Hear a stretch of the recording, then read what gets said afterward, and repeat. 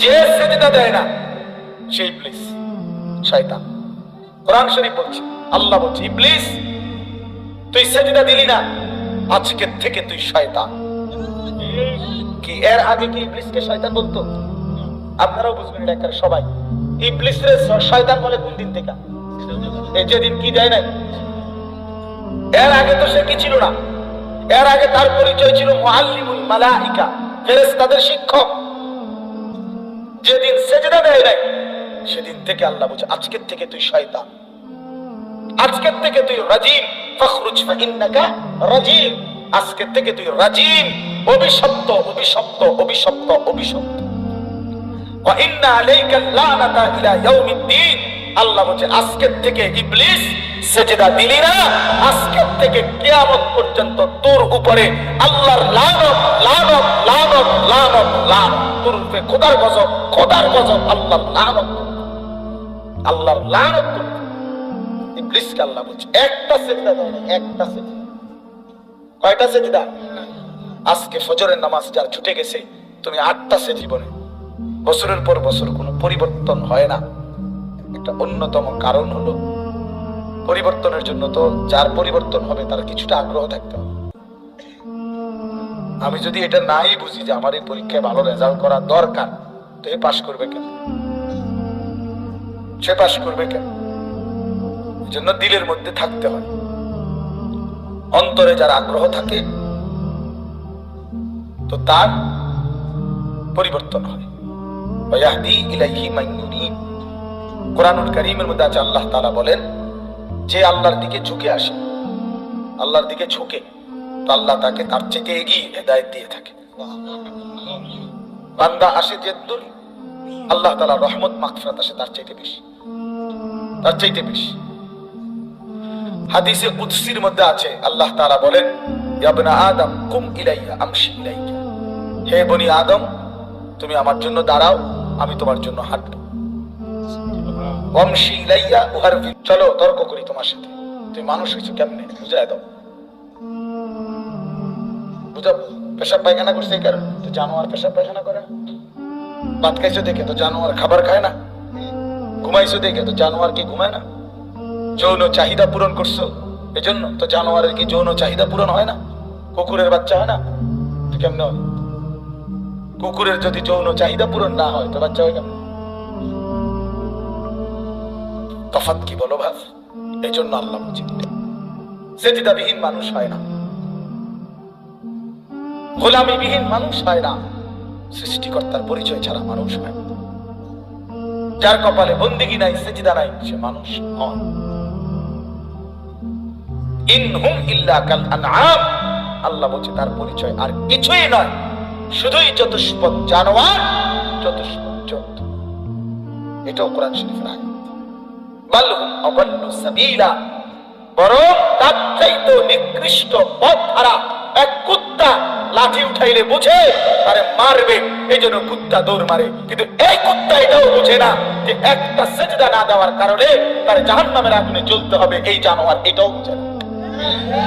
ওই জানোয়ার তো লাঠি দেখে বুঝছে, ওই কুত্তা তো লাঠি দেখে বুঝছে। কেন আন খোলা ডারে কইছিল কি, এটা আমার ছেলে। আল্লাহ, আল্লাহর কসম বাবা শোনো, এই ছেলে তোমরা শোনো, বেনামাজি নাফরমান শোনো, চেহারা দেখলেই বোঝা যায় কয় পার্সেন্ট নামাজ পড়ে। আমি তো চিনি। আল্লাহ পাক কোরআনে ডাইরেক্ট বলছি, ইয়া নূহ ইন্নাহু লাইসা মিন আহলি ইন্নাহু আমালুন গায়রু সালিহ। সাবধান হে নূহ, এটা তোমার সন্তান নয়, তোমার পরিবার নয়। বেঈমান ইমানদারের সন্তান হতে পারে না। এ বেআমল, ইন্নাহু আমালুন গায়রু সালিহ, এটা বেআমল সন্তান, এই নাফরমান মুমিনের বাচ্চা হইতে পারে না। এজন্য তোমরা যারা বেনামাজি, তোমরা যারা সিজদা দাও না, ছেলেরা বাবা, তোমরা যারা দিনরাত নারী ছবি, উলঙ্গ দৃশ্য, জিনা ব্যভিচারের দৃশ্য দেখো, অসৎ বন্ধুদের আড্ডা দাও, তুই কোন মুসলমানের বাচ্চা না, তুই লাওয়ারিস, বেওয়ারিস বেটা। তোর কোনো বংশ নাই, তোর কোনো পরিচয় নাই, তোর কোনো বাপ নাই, তোর কোনো মা নাই, তোর কোনো রক্ত নাই, তুই বেওয়ারিস সন্তান, লাওয়ারিস বেটা, লাওয়ারিস। তুমি লাওয়ারিস। কারণ আল্লাহ কোরআনে, আল্লাহ কি ডাইরেক্ট সাফ কোরআন, যে নাফরমান ইমানদারের কি হইতে পারে না, সন্তান হইতে পারে না। ফালা তাসআলনি, আল্লাহ বলেন নূহ নবী এমন নাফরমান সন্তানের জন্য ফালা তাসআলনি, আমি মাওলার কাছে কিছু চেও না। সাবধান, হাত নামাও।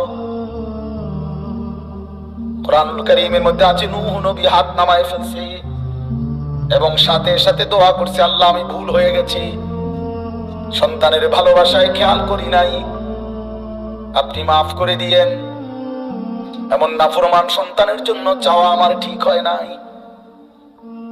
আল্লাহর নবী সাল্লাল্লাহু আলাইহি ওয়াসাল্লামের চাচা আবু তালেব হাজারো লক্ষ অনুরোধের পরেও যখন কালেমা পড়ে নাই, শেষ পর্যন্ত যখন মৃত্যুবরণ করেছে, আল্লাহর নবী তখনও চাচা আবু তালেবের জন্য দুই হাত তুলে মাফ চাইছিল। আল্লাহর কসম বন্ধু, কোরআনের আয়াত নাযিল করে আল্লাহ পাক নবীকে কলিজার টুকরা বন্ধুকে বলছে, মা কানা লিন নাবিয়্যি ওয়াল্লাযীনা আমানু মাআহু আন ইস্তাগফিরু লিল মুশরিকিনা ওয়ালাউ কানু উলি কুরবা।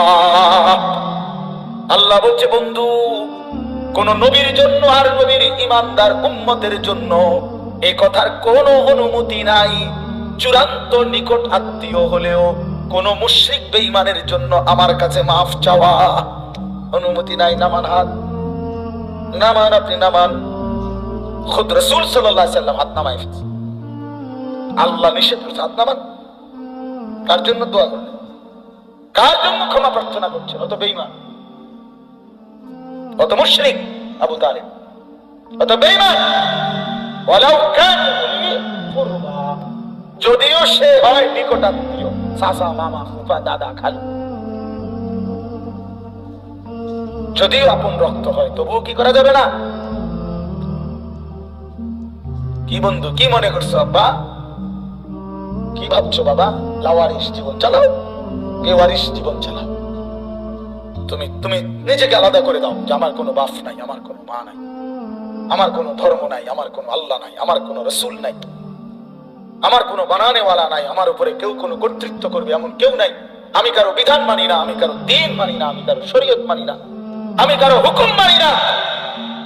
আমি এক যাযাবর, আমি এক জানোয়ার, আমি এক রাস্তার কুকুর, যেখানে মন চায় খায়, যেখানে মন চায় পেশাব করে, যেখানে মন চায় ঘুমায়। যে সেজদা দেয় না সে ইবলিস, শয়তান। কোরআন শরীফ বলছে, আল্লাহ বলছে, ইবলিস তুই সেজদা দিলি না, আজকে থেকে তুই শয়তান। কি এর আগে কি ইবলিসকে শয়তান বলতো? আপনারাও বুঝবেন এটা একটা সবাই। ইবলিসরে শয়তান বলে কোন দিন থেকে? এই যেদিন কি দেয় নাই। এর আগে তো সে কি ছিল না। এর আগে তার পরিচয় ছিল মুআল্লিমুল মালাইকা, ফেরেশতাদের শিক্ষক। যেদিন সেজদা দেয় নাই সেদিন থেকে আল্লাহ বলছে, আজকের থেকে তুই শয়তান, আজকের থেকে তুই রাজিম, ফাখরুজ ফাইন্নাকা রাজিম, আজকের থেকে তুই রাজিম, অভিশপ্ত, অভিশপ্ত, অভিশপ্ত, অভিশপ্ত। ওয়া ইন্না আলাইকাল লানাতা ইলা ইয়াউমিদ্দিন, আল্লাহ বলছে আজকের থেকে ইবলিস সেজদা দিলি না, আজকের থেকে কিয়ামত পর্যন্ত তোর উপরে আল্লাহর লানত, লানত, লানত, লানত, লানত, তোর উপরে খোদার গজব, খোদার গজব, আল্লাহর লানত, আল্লাহর লানত। ইবলিসকে আল্লাহ বলছে একটা সেজদা দেয় না, একটা সেজদা। কয়টা সেজদা? আজকে ফজরের নামাজ যার ছুটে গেছে, তুমি 8টা সেজদা দাও। 4 রাকাত নামাজে 8টা সেজদা। আজকের জোহরের নামাজ যার ছুটে গেছে, তো 12 রাকাত নামাজে অথবা 10 রাকাতই হোক, তো একটি সেজদার কারণে যদি আল্লাহ কোরআনে বলছে ওয়া ইন্না আলাইকাল লানাতা ইলা ইয়াউমিদ্দিন, তোমার উপরে কিয়ামত পর্যন্ত আমি আল্লাহর লানত। তাহলে আজকে এতগুলো সেজদা ছুটে গেলে তোমার উপরে কি পরিমাণ লানত বলো বাবা। শেষ পর্যন্ত দুনিয়া কি ভোগ করছো? সংসারের মা বাবা এই সামান্য যে একটু তরি তরকারি রান্ধে, এই ছাড়া আহামরি দুনিয়া কি খাইছো বাপ? যতগুলো নারী দেখলা, ছবি দেখলা, উলঙ্গ দৃশ্য দেখলা বাবা, জিনা ব্যভিচারের দৃশ্য দেখলা, শেষ পর্যন্ত অর্জন কি? ছুঁয়েও দেখলা না, ধরেও দেখলা না, এক প্লাস্টিক দেখে দেখে, এক ছবি দেখে দেখে, আহা এমন সুন্দর নিজের হায়াত, ওইটা ছবি, তুমি আসো, তুমি কোনো ছবি না, তুমি এটা আস্থা মানুষ। বোঝেন না কথাটা? মোবাইলের টানা ছবি, আমি কি ছবি? আমি তো কি মানুষ। তাহলে হয়তো তার নষ্ট হয় না, কিন্তু আমি তো নষ্ট হয়ে গেলাম। ছবি দেখে দেখে আমি নষ্ট হয়ে গেলাম। এর চাইতে বড় আফসোস ছায়া দেখে দেখে আমি শেষ। এই মোবাইলের এগুলো তো ছায়া ছবি বলে, ছবির ছায়া, ছবিও না। প্রথমে তো হইলো আসল বেড়িরা, 2 নম্বরে হইলো বেড়ির ছবি, তো ছবিও না, ছবির ছায়া। এই জন্য এটারে কয় ছায়া ছবি, ছবির ছায়া। তো এক ছায়া দেখে দেখে আমি জিন্দগি শেষ করে দিলাম, শরীরও নষ্ট করে ফেললাম, আখিরাতও বরবাদ করে দিলাম। এর চাইতে বোকা, আহম্মক, বেওকুফ, পাগল, মাতাল, তাসিরা আর কে হতে পারে? এর চাইতে মাতাল আর কি? বলো বাপ, একটা ছেলে বুঝছে, একজন, কোনো অসুবিধা নাই।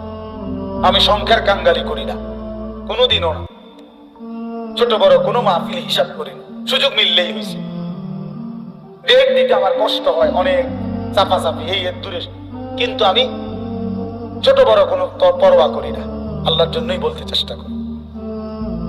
এই জন্য বন্ধু আমার, প্রিয় ভাই আমার ছেলেরা, আমার বাবারা হিসাব মিলাইয়েন কি রেখে যাচ্ছে।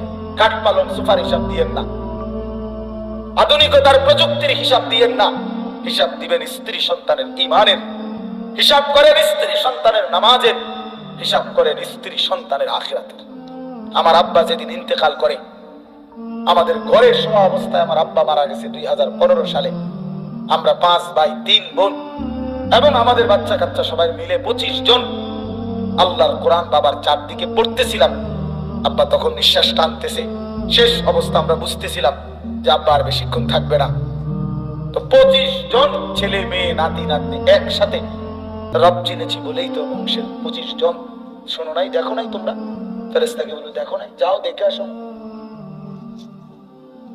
এটা হিসাব মিলা।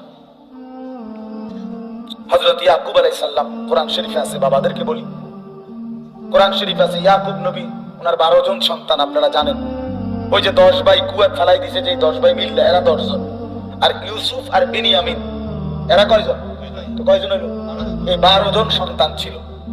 মৃত্যুর সময় ইয়াকুব নবী এই 12 জন সন্তানকে পাশে বসাইয়া, কোরআন শরীফের আয়াত, আম কুনতুম শুহাদা ইজ হাদারা ইয়াকুব আল মাউত, মৃত্যুর সময় ইয়াকুব নবী ইজ ক্বালা লিবানিহি, তিনি তার সন্তান 12 জনকে একত্রিত করে বললেন, বলো বাবারা, মা তা'বুদুনা মিন বাদি, আমি শুধু মৃত্যুর পূর্বে জানতে চাই, আমার মৃত্যুর পরে তোমরা কার ইবাদত করবে? বাবারা শুনে কথা বলো।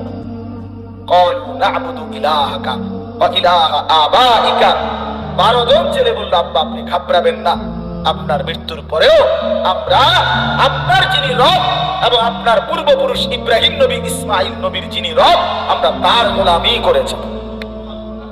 ইয়াকুব আলাইহিস সালাম বলেন, খালাস, আমার আর কোনো পেরেশানি নাই, আমি গেলাম, আমার সন্তানকে ঈমানের উপরে রেখে গেলাম, আল্লাহর ইবাদতের উপরে। কি আপনারা বাপ বলেন, এই যে ছেলেপেলেদের চুল এগুলো দেখেন, এগুলো যাদের সন্তান, এই জঙ্গলি এগুলো কার সন্তান বলেন? এই যে জঙ্গল এগুলো জঙ্গলি, এই জঙ্গলি এগুলো তার বাপ কোথায়? এই বাপ কি কোনোদিন জিজ্ঞাসা করলো না যে বাপ তুই মুসলমান না আমি মুসলমান, তুই কেমনে আমারে ভুলে গেলি?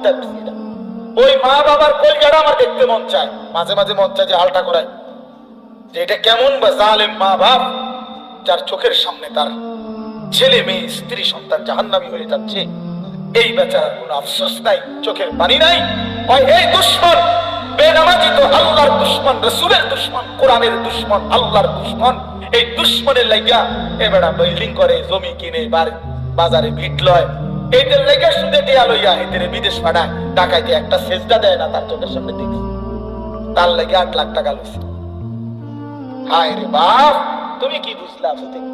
কার লেগে লইল এই ফুলাগান? আপনি একটাবার দেখেন না, আপনি যে 8 লাখ টাকা সুদে নিলেন, কিস্তিতে নিলেন, কার লেগে নিলেন?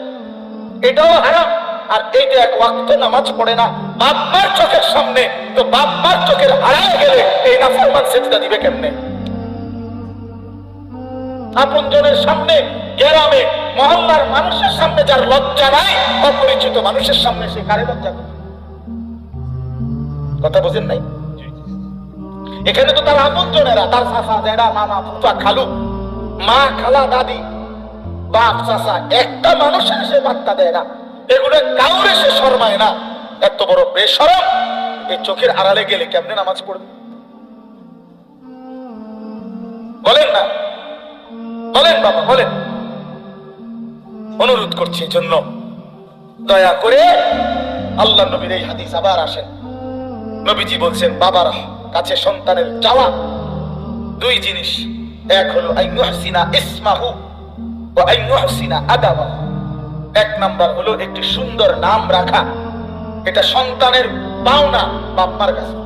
আরেকটা হলো ওই দেখেন, বুঝছেন, মানে উনি হিসাব হলো চুরি করে হলো উনি মোবাইল উঠে, হ্যাঁ এই বেটা নাম ধরে পেছি না চাদর না, মানে এর কথা হলো হুজুর তোমার, তুমি না আরো তোমার বাপেও যদি কয়, আমি জীবনে কারো কথা শুনেছি না, আজকে কিতাব শুনতাম। কথা বোঝেন নাই? আমি সিদ্ধান্তই নিছি আমি শুনবো না, আরো হুজুরে যদি শিক্ষা দেও কয় আমি শুনবো না। ঠিক আছে বাপ, হ্যাঁ অনেকের ভাইয়া রাগ হইও না, আমি শক্ত মানুষ। হাদিসে স্পষ্ট আছে, প্রিয় ভাই শুনো, আল্লাহ নবী সাল্লাল্লাহু আলাইহি ওয়াসাল্লাম বলেন কোন কোন মানুষের দিল খোদার কসম কাল কুজে মিরবাদান। নবীজি বলছে কিছু কিছু মানুষের অন্তর থাকে সম্পূর্ণ, এই যে মনে করেন এইটা এদিক দিয়ে যদি থাকে এইভাবে ধরে তাইলেই তো গ্লাসটা পুরবে, মানে কাফ এটা, এটা যদি এমনে থাকে, কথা বুঝছেন নি আপনি? এটা যদি এমনে থাকে তাহলে এখন যদি এক সাগর পানি দেয়, বলো বাপটা পূর্বে কোনোদিন? পুরো আটলান্টিক সাগরটা যদি এটা ডাইলা দেওয়া হবে কিছু? আল্লাহ নবী খোদার কসম বলছে কিছু মানুষের অন্তর আল্লাহ পাক নাফরমানির কারণে এমন উল্টাইয়া দেয়, এই অন্তরে আর কোনোদিন আল্লাহর কথা এক জাররা ঢোকে না। ঢুকবো কোন হানে? এটা তো কি হয়ে গেছে? না না না, উল্টে উল্টে উল্টে। এই জন্য হাদিস আছে নবীজি 5 ওয়াক্ত নামাজের পরে একটা দোয়া করতেন, ইয়া মুকাল্লিবাল কুলুব সাব্বিত কলবি আলা দীন। অর্থ কি? হে দিল পরিবর্তনকারী, হে অন্তরের উলট পালটকারী, আপনি আমার অন্তরটা আপনার দ্বীনের উপরে মজবুত রেখে। রাগ হলো না বাপ, ছেলেরা বাপ তোমাদের জন্য দয়া করে বললাম, হয়তো এমন কোনোদিন মিলবে না বন্ধু যে তোমার আখিরাত মনে করাই দিছে। সমবয়সী বন্ধু কোনোদিন বছরের পর বছর তোমার অসভ্যতা চরিত্রহীনতা দেখে কোনোদিন একটাবারও বললো না কিরে দোস্ত আমরা না মুসলমান, মুসলমান এমন হয় কেমন? আপনজন মিলবে না হয়তো, বরং তোমারে শুধু গুনাহ গুনাহ শিখাবে। গুনাহ পৃথিবীর যেই কোনো মদখোর নিজের থেকে শুরু করে নাই, বন্ধু নামের কোন শয়তান তারে মদের আড্ডায় নিয়ে গেছে। এটা সহজ কমন থিওরি, এটা একটা কমন থিওরি। পৃথিবীর যেই কোনো জুয়াখোর জুয়ারি নিজের থেকে জুয়া শুরু করে নাই, বন্ধু নামের কোন শয়তান, পরিচিত নামের কোন দুষ্ট তারে জুয়ার আড্ডায় নিয়ে গেছে। আরে আপনি মদ জুয়া বাদ দেন, কোন অসুবিধা নেই, পড়ুন, কোন নেশা বাদ দেন। এই যারা বিড়ি সিগারেট খায় বাপ চাষা নিয়মিত, ওনাদেরকে জিজ্ঞাসা করে দেখে যে চাষা আপনি আল্লাহর কসম করে সাক্ষী রেখা বলেন যে বিড়ি খানা শুরু করছেন কেন? ঠিক আছে, অসুবিধা নাই। তো এই জন্য বললাম আপনি একজন বিড়ি খাওয়াই না মানুষের জিজ্ঞাসা চাষারে একেবারে হাতে ধরে কইন চাষা আল্লাহ দোহাই করে বলেন কেমনে শুরু করছেন বিড়ি? উনিও বলবে কথা যে আমি নিজের থেকে বিড়ি খাইতাম না, প্রথম আমারে অমান্য কয়েকজনে বারবার বিরক্ত করতে করতে এক সময় 1 টান 2 টান দিতে দিতে এখন আমার অভ্যাস হয়ে গেছে। তার মানে কেহই গুনাহ কবিরা যেগুলো বড় পাপ নিজের থেকে শুরু করে না, কোনো না কোনো সমবয়সী আড্ডা দিতে দিতে একদিন তাকে গুনার মধ্যে জড়ায় দেয়,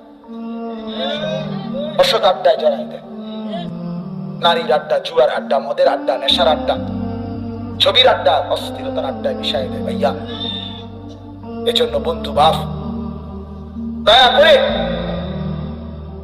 নিজের ভালো নিজের কল্যাণ আলাদা দেখো। আমি এই কথাটা মূলত বুঝাইতে চাই, তুমি আলাদা ভাবো, তোমারটা তুমি ভাবো, যে আসলে আমারে বলছি আমারে বলছি তুমি ইনশাআল্লাহ যদি নিজের জন্য ভাবো, বরকত হবে, তাইলে দেখো তুমি আগাইতে পারবা।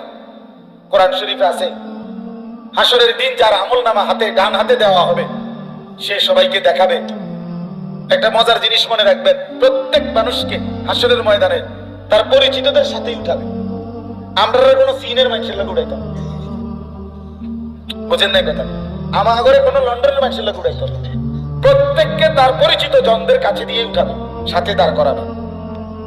তো যে আমলনামা ডান হাতে পাবে, সে চিৎকার করে বলবে, দেখো বন্ধুরা, পরিবারের সবাই বলবে যে দেখো ইকরাউহা ইকরাউ কিতাবিয়া, আমার আমলনামা পড়ে দেখো, আমার নাম দেখো, জান্নাতীদের লিস্টিতে আমার নাম উঠেছে। ডান হাতে যখন পাবে, তখন তাফসীরে আছে, ওই বন্ধুরা, পরিচিতরা, আত্মীয় স্বজনরা, ওরা জিজ্ঞেস করবে, তুমি কেমনে জান্নাতি হইলা? আহা, তুমি তো আমগো এলাকাতেই বড় হইলা, তুমি তো দেখলাম আমগো গ্রামে বাজার করতা, আমরা এলাকাতেই দেখতাম তোমারে, তোমার এই কামটা কেমনে বানাই লইলা? বুঝেন নাই কথাটা? আল্লাহর কসম, কোরআনের আয়াত। ওই ব্যক্তি তখন বলবে, ইন্নী জানান্তু আন্নী মুলাকিন হিসাবিয়া, বন্ধুরা, বাবারা, আমি যদিও আপনাদের সাথে চলতাম ফিরতাম, বাজার করতাম, হাট বাজার চলতাম, কিন্তু আমি দিলের মধ্যে ইয়াকিন রাখতাম এই হিসাবের দিন হবে। এই জন্য আমি বাজারও করছি, নামাজও পড়ছি, ব্যবসাও করেছি, হালালও খেয়েছি, সংসারও করেছি, আল্লাহকেও খেয়াল রাখছি, নামাজ বন্দেগী আল্লাহর হক আদায় করছি। আপনি হয়তো আমার বাজারটা দেখছেন, আপনি আমার নামাজ দেখেন নাই। আপনি কেমনে দেখবেন? আপনি তো আমার সাদওয়ানে দেখছেন, এক কাপ চা খাইয়ে চলে গেছি, কিন্তু আমি যে নামাজে গেছি, আপনি তো মসজিদে যান নাই, আপনি আমারে দেখবেন কেন? অনেক মানুষ দেখবেন না, সাদওয়ানে অনেক মাঝ বয়সী বুড়া মানুষ সাদওয়ানে বিড়ি খাইতে খাইতে, ভালো মানুষ তো কই না, দেখি তো না। চাচা ভালো মানুষ দেখে না, কারণ চাচা বহুত চিন্তা করে দেখছে, পৃথিবীর শেষ ভালো মানুষ উনি। এই বিড়ি খাই না বেড়া, এই শেষ পৃথিবীর শেষ ভালো লোকটা, এই যে বেড়ার গায়ের থেকে বিড়ির দুর্গন্ধ, বিড়ির গন্ধে যে বেড়ার কাছে যাওয়া যায় না, এ বেড়া পৃথিবীর শেষ ভালো মানুষ। কোন কারণে বাইসেন যদি এই চাচা মারা যায়, পৃথিবী ভালো মানুষের অভাবে কাইতে যাবে। এই জন্য সবাই টিকিট কাইটা 10 টাকা টিকিটে এই ভালো মানুষ শেষবারের মতো সাদওয়ানে ছাইয়া দেখা দেওয়া দরকার। যে এই বাণী করে এটা বলতে চাইলাম, আল্লাহ নবী সাল্লাল্লাহু আলাইহি সাল্লাম বলেছেন, পিতা মাতার জিম্মাদারি সন্তানের আদব, আইয়ুহসিনা আদাবা, তার আদবের দিকে খেয়াল রাখা। কিসের বলেন না কেন? আদব। আর এগুলো তার উত্তম নাম। কথাটা কেন মনে হয়েছিল? মনে হয়েছিল এই নামটা দেখা, এই হাবির বাড়ি, এই কথাটা দেখে মূলত মনে হয়েছিল। এতগুলো কথার শুরু কিন্তু এই নাম, এটা অর্থাৎ এইখানে নাম তো হাবির কোনো নাম হইতে পারে না, এটার পুরো নাম হারিয়ে গেছে। এটা যার নামই হোক, ওনার পুরো নামটা কি করে দিছে? হারায় গেছে। হয় হাবিবুর রহমান হবে, হয় হাবিবুল্লাহ হবে, এরকম একটা কিছু তো হবে। তো এটা হাবির বাড়ি কিনা? কথা বুঝছেন নি? কথা এই কথাটার কারণে আমার এটা মনে হয়েছে, এই এতগুলো কথার শুরু এইটা দেখে গেছি। হাবির বাড়ি কি? হাবিবুর রহমান, কতটা সুন্দর নাম, হাবিবুর রহমান, আল্লাহর হাবিব। কিন্তু এই যে নাম, এই নাম হচ্ছে, নাম তো আব্দুল খালেক, কিন্তু গ্রামবাসী বানাই দিছে খালেক। আমি ওইভাবে বললাম না, আমি বললাম এটা বলাটাও তো, আমি বুঝানোর জন্য বলাটাও তো অন্যায়। মানে আমি ওইভাবে কেমনে বলি এটা, যে আল্লাহর নামকে এইভাবে বিকৃত করে উচ্চারণ করে, এই কথা বলতেও তো সাহসে কুলায় না। কথা বুঝছে না? এইটাই বলাটাই তো কি সাহসে কুলায় না। এ তো আমার মহান মাওলার নাম, আলিম, আল্লাহর নাম। খালেক, মালিক, রাজ্জাক, সাত্তার, আল্লাহর নাম না? তো এই জন্য বললাম, দয়া করে সুন্দর একটা নাম, পুরনো একটা নাম রাখা, বলা, শোনা, কোন আলেমে দিন থেকে জিজ্ঞেস করে নেওয়া যে হুজুর আমার নামটা সঠিক, সুন্দর, অর্থবহ কিনা। নামের খুব গুরুত্ব। হাদিসের মধ্যে আছে, একেবারে স্পষ্ট হাদিস, আল্লাহ নবী সাল্লাল্লাহু আলাইহি সাল্লাম বলছেন, কোন উম্মত ইমানদার যখন নবীজির উপরে একবার দুরূদ শরীফ পড়ে, আল্লাহর কসম, আল্লাহর ফেরেশতা আছে নির্ধারিত, ওই ফেরেশতা ওই দুরূদ শরীফের হাদিয়াটা নিয়ে মদিনার রওজা পাকে নবী সাল্লাল্লাহু আলাইহি সাল্লামের সামনে আরজ করে বলে, বিইসমিহি ওয়া বিইসমি আবিহি, ওই ব্যক্তির নাম এবং তার বাবার নাম সহ নবী পাকের সামনে ওই দুরূদ শরীফের হাদিয়াটা পেশ করে। গিয়ে বলে, ইয়া রাসূলুল্লাহ, আলী আশরাফের ছেলে আনিসুর রহমান আপনার নামে একবার দুরূদ শরীফ পড়েছে সাল্লাল্লাহু আলাইহি ওয়াসাল্লাম। একবার পড়লাম, এটাই পৌঁছাবে। এই তো আমার বাবার নাম উচ্চারিত হয়, আমার নামও উচ্চারিত হয় নবী পাকের সামনে। তো সেই নামটা যখন ব্যঙ্গ বিদ্রুপ, সেই নামটা যখন ভুল অর্থহীন, তখন নবী সাল্লাল্লাহু আলাইহি ওয়াসাল্লাম তো বলবেন, কষ্ট পাবেন যে উম্মত আমি তো বলেই আসছি একটি সুন্দর নাম রাখা এটা আমার উম্মতের হক। বাবা মার কাছে এটা হক বাচ্চাটা, কেন সেই হক নষ্ট করলা? আর সবচেয়ে ছোট্ট হোক, মনে রাখেন আপনারা বহুত মানুষ এটা জানেন, কিন্তু জানেন শুধু টাকা পয়সার বিষয়ে বলেন, কিন্তু নিয়ম হইল বান্দার হক বান্দা মাফ না করিলে আল্লাহ মাফ করে না। এটা কিন্তু সব ব্যাপারে প্রযোজ্য। আপনি কথা বোঝেন নাই? শুধু টাকার বিষয়ে না, সব বিষয়ে আপনি যতগুলো হক, এই বাচ্চার হক তাকে দ্বীন শিখানো, তাকে আদব শিখানো, তাকে আখলাক শিখানো, তাকে কোরআন শিখানো, তার আল্লাহর পরিচয় রাসূলের পরিচয় দেওয়া, তাকে দ্বীন বুঝায় দেওয়া। এই 6 বছরের বাচ্চা অবুঝ বাচ্চা, তার নিজস্ব কোনো সিদ্ধান্ত নাই। 7 বছরের বাচ্চার নিজে কোনো সিদ্ধান্ত নেওয়ার কোনো অধিকার নাই, কোনো বুঝে নাই। আপনি কেন তারে আল্লাহর কোরআন থেকে বঞ্চিত করলেন, রাসূলের হাদিস থেকে বঞ্চিত করলেন? তারে কেন নামাজ থেকে বঞ্চিত করলেন? নবী তো বলছিলেন 7 বছর বয়সেই তোমার বাচ্চাকে নামাজ পড়াও। নবী তো বলছিলেন 10 বছর বয়সে বাচ্চা যদি নামাজ না পড়ে এবার তারে প্রহার করো, আঘাত করো, তারে শাসন করো। আপনি কেন ছেড়ে দিলেন? আল্লাহর কসম, এই বান্দার হক নষ্ট করলেন, বাচ্চার হক নষ্ট করলেন। এই হক নষ্টকারী মা বাপ মনে রাখেন হাসরের ময়দানে বেইজ্জতি হওয়ার জন্য রেডি থাকেন। ওই মা বাপকে এই সন্তান বেইজ্জতি, কোরআন শরীফ বেইজ্জতিটা কেমন আইটেমের হবে? এই সন্তান বাবা আল্লাহকে বলবে, আল্লাহ যাদের কারণে আজকে আমি জাহান্নামী, আমার সেই অভিভাবক আমার মা বাপ এখানে আনেন। আল্লাহ বলবেন কেন? তো সন্তান বলবে, নাজআলহুমা তাহতা আকদামিনা, আমার 2টা পায়ের নিচে ফালাইয়া আজকে এই মা বাপকে হাসরের ময়দানে মারাইয়া পুরাইয়া এরপরে আমি জাহান্নামে যাব। আপনি তখন টের পাইবেন, আপনি তখন টের পাইবেন ভাত তরকারি আর খাট পালং। আপনি তখন শিক্ষারা কইবেন, ফুট আরে সোফারে কাল লাগে রে বানাইলাম, আরে সোফারে আরে আলমারি রে, আরে বিল্ডিং রে, ফুট তুই তো উঠতে আসিলি। আমি নিজে মেস্তুরি ইট গাইতে গেছে, আমি নিজে ফানি দিছি রে ফুট। 7টা ডালাই দিবার পরে 15টা দিন টানা আমি ফানি দিছি ফুট। আরে তোগুলো লাগে তাই করছি রে বাবা, কি না করলাম তো বললে, কি না করলাম, কি না করলাম।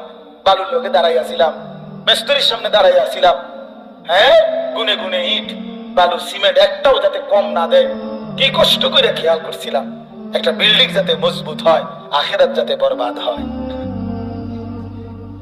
বুঝেন না কথাটা? বিল্ডিং যেন মজবুত হয়, যেন তোরে আজরাইলে টাইম নাও ঘরের থেকে বাহির করতে না পারে, এমন শক্ত SS5 এর গেট লাগাই দিছি বাপ। কোনো চিন্তা করবি না, আমার গো দাদার আমলে মারা গেছে যাইতে পারে, তার বেড়ার ঘর আছিল, টিনের ঘর আছিল, দুয়ারও আছিল বেড়ার টিনের, এত সামান্য দরজা খুললে ফেরেশতা নেওয়া এটা হইতে পারে।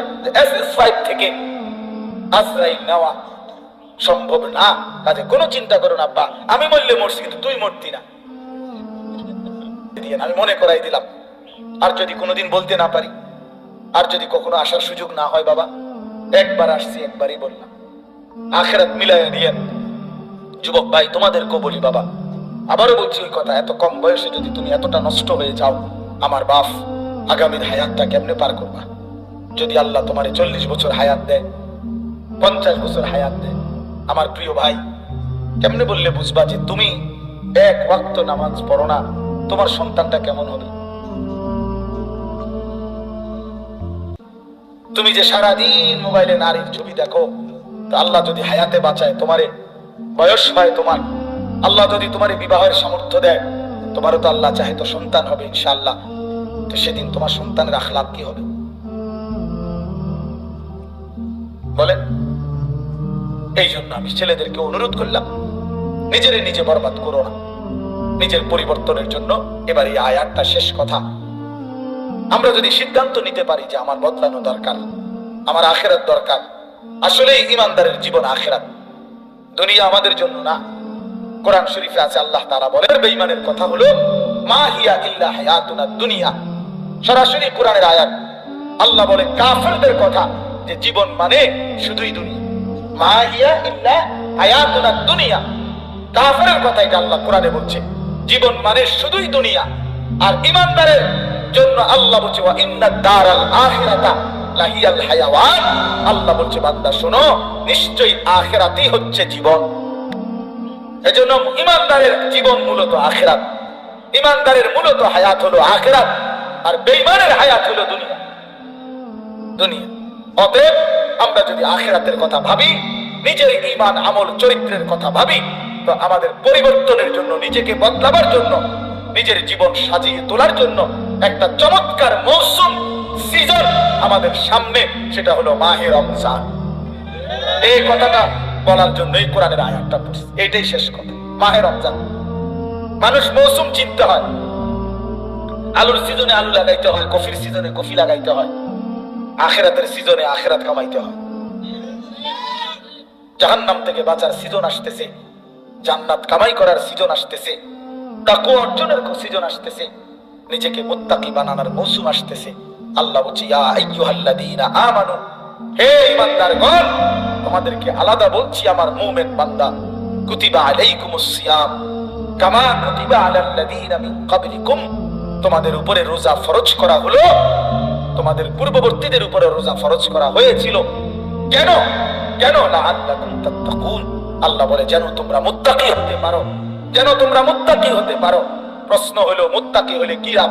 আল্লাহ বলে উইদ্দাত লিল মুত্তাকিন, মুত্তাকিদের জন্যই জান্নাত বানানো হয়েছে। জান্নাত বানানোই হয়েছে মুত্তাকিদের জন্য। অতএব প্রিয় ভাই, রমজানে তুমি যদি গুনাহ থেকে মুক্ত থাকো, রমজানে যদি তুমি 30টা রোজায় অভ্যস্ত হইতে পারো, রমজানে তুমি যদি ইফতার সাহারি ঠিক মতো গ্রহণ করতে পারো, রমজানের 20 রাকাত তারাবি যদি যত্ন নিয়ে আদায় করতে পারো, সাহরির উঠতে উঠে যদি একটু দোয়া 2 রাকাত নফল নামাজ পড়ে একটু কান্নাকাটি করতে পারো, ইফতারের আগে যদি একটু আল্লাহর কাছে গুনাহ মাফ চাইতে পারো, কমপক্ষে 1টা মাস যদি নিজের চরিত্র আখলাক হেফাজত করতে পারো, প্রিয় বন্ধু, আল্লাহ বলছে বান্দা 30 দিনের মধ্যেই আমি আল্লাহ তোমার হাতে জান্নাতের ভিসা লাগায়া ঈদের দিনে ফ্লাইট উড়ায় দেব। ঈদের দিনে ফ্লাইট 30 দিন। যেদিন রমজানের চাঁদ উঠবে সেদিন ইমানের পাসপোর্ট দিবা, আর আমি আল্লাহ 30 দিন আমার হুকুম মানবা, 30 দিন পরে আমি তাকওয়া নামের জান্নাতের ভিসা লাগাই দেব। এখন ইমানের পাসপোর্ট আর তাকওয়ার ভিসা রেডি, ঈদের দিন ফ্লাইট। পাসপোর্ট ভিসা হইলেই তো ফ্লাইট, ঈদের দিন ফ্লাইট হবে, জান্নাতের ফ্লাইট। কি হাদিসে আছে এটা? আল্লাহ নবী সাল্লাল্লাহু আলাইহি ওয়াসাল্লাম বলেন, ঈমানদার পুরা রমজান যখন গুনাহ থেকে পবিত্র হয়ে আল্লাহর হুকুম পালন করে, রোজা নামাজ হালাল হারাম বাইসা চলে, তো ঈদের দিন আল্লাহ ফেরেশতাদেরকে ডেকে বলে, হে আমার ফেরেশতারা, বলো তো কোন শ্রমিক যদি তার মনিবের পুরা মেহনত কর্ম ঠিক মতো আদায় করে, তার পারিশ্রমিক কেমন দেওয়া উচিত? তখন ফেরেশতারা বলে, রব্বুল আলামিন, এটাই তো ইনসাফ, বিবেকের দাবি, যে যেহেতু শ্রমিক তার কর্ম মেহনত ঠিক মতো আদায় করেছে, অতএব তাকে তার পূর্ণ প্রতিদান, পূর্ণ মজুরি দিয়ে দেওয়া, এটাই তো দাবি, এটাই তো বিবেকের কথা। তখন আল্লাহ পাক, হাদিসে আছে, আল্লাহ তখন বলে, ফেরেশতারা, তোমাদেরকে সাক্ষী রেখে আমি বললাম, আমার ইজ্জতের কসম, আমার মর্যাদার কসম, আমার সুউচ্চ মর্তবার কসম, ওয়া ইজ্জতি ওয়া জালালি ওয়া ইরতিফা'i মাকানি, আমার উচ্চ সম্মান মর্যাদার কসম, আমি আল্লাহ আমার এই ঈমানদার রোজাদার পুরা মাস আমার হুকুম মানছে, ইফতার সাহরি তারাবি তাহাজ্জুদ, দোয়া মুনাজাত তিলাওয়াত জিকির রোজা এবং হারাম চুরি ডাকাতি জিনা ব্যভিচার সুদ ঘুষ অশ্লীলতা থেকে বেঁচে থাকছে। আজ আমি তোমাদেরকে সাক্ষী রেখে বললাম, আজ এই পবিত্র ঈদের দিনে আমি তাদেরকে মাফ করে দিলাম। হাদিসে আছে, ফেরেশতারা সাথে সাথে ফেরেশতারা তখন ঈদগাহের 2 পাশে দাঁড়িয়ে, ঈদের নামাজ পড়তে বান্দা যেখানে যায় তার 2 রাস্তার 2 পাশে দাঁড়িয়ে ফেরেশতারা ডাক দেয়, ইয়া আইয়ুহান নাস, হে লোক সকল শুনো, আমরা ফেরেশতারা নিজ কানে শুনছি, ইন্নাল্লাহা কাদ গাফারা লাকুম, আল্লাহ তোমাকে মাফ করে দিয়েছে। ফারজিউ রাশিদিনা ইলা রিহালিকুম, তোমরা এখন খুশি খুশি সন্তুষ্ট চিত্তে তোমাদের ঘরে ফিরে যাও। জান্নাতের বোঝ হয়ে গেছে। এই জন্য রমজান মাস, যুবক ছেলেরা বাবা সিদ্ধান্ত নাও, এবারে রমজান আর মাত্র 30-31 দিন। এই 30-31 দিনকে সামনে রেখে তুমি সিদ্ধান্ত নাও যে রোজা রাখবা। প্রিয় ভাই, তোমরা ছেলে বেশি এই জন্য বললাম, মনে রেখো আল্লাহর নবী সাল্লাল্লাহু আলাইহি সাল্লাম স্পষ্ট হাদিসে বলছে ফা ইন্না সাওমা লাহু ফিজাউন, নবীজি বলছে রোজা একজন যুবকের জীবনে একটি কার্যকর আমল। কেন? তার যৌন চাহিদা নিবারণের জন্য, নিয়ন্ত্রণ করার জন্য আল্লাহ রাসূল বলেছেন রোজা হচ্ছে সবচেয়ে কার্যকর একটি মাধ্যম। রাসূলুল্লাহ সাল্লাল্লাহু আলাইহি ওয়াসাল্লাম বলেছেন রোজার মাধ্যমে বান্দা নিজের যৌন চাহিদা, অস্থিরতার মানসিকতা, কামনা বাসনা এর থেকে নিয়ন্ত্রণ করতে পারে, আখলাক এবং চরিত্রে হেফাজত করতে পারে। এই জন্য ইনশাআল্লাহ রমজানকে কদর করে গুনাহ ছাড়ার চেষ্টা করো।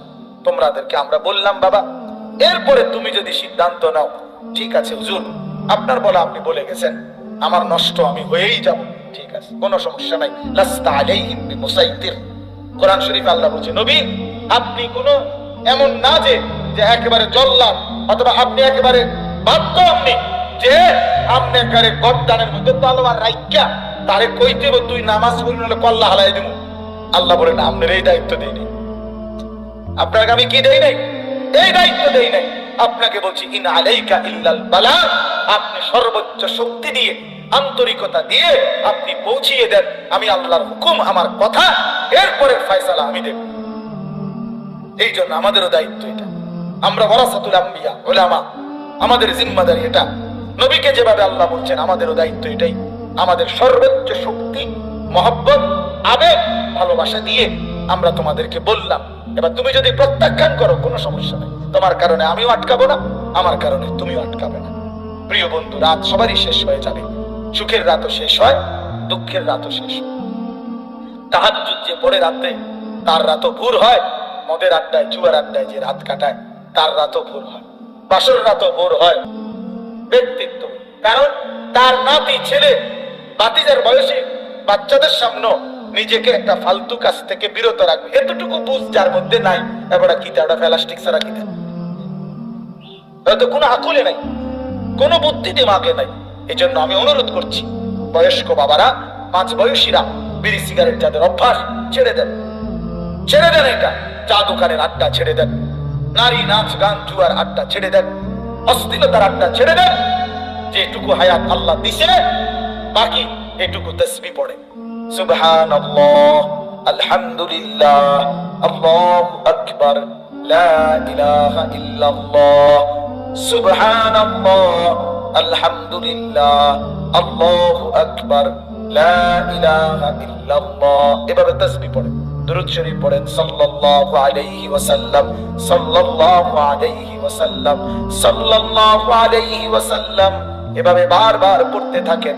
নবীজি বলছেন উম্মত একবার যদি দুরূদ শরীফ পড়ে আল্লাহ পাক 10টা রহমত নাযিল করে, 10টা গুনাহ maaf করে দেয়।